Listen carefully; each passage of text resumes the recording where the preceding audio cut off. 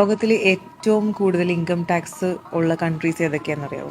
അതിനു മുമ്പ് ലോകത്ത് ഇൻകം ടാക്സ് ഇല്ലാത്ത countries UAE, Bahrain, Kuwait, Qatar. ഈ 4 കൺട്രീസിലാണ് ഇൻകം ടാക്സ് ഇല്ലാത്തത്. ഇനി ഏറ്റവും അധികം ഇൻകം ടാക്സ് ഉള്ളതിൽ 5th പൊസിഷൻ ഇറ്റലിയാണ്. ഇറ്റലിയിൽ പേഴ്സണൽ ഇൻകം ടാക്സ് 47% ആണ്. Family income tax 38%. 4th position France ആണ്. Family income tax 40%, personal income tax 48.1%. 3rd പൊസിഷനിൽ ഹംഗറിയാണ്. പേഴ്സണൽ ഇൻകം ടാക്സ് 48.2% ആണ്. 2nd പൊസിഷനിൽ ജർമ്മനിയാണ്. 49.9% ആണ് ഇൻകം ടാക്സ്.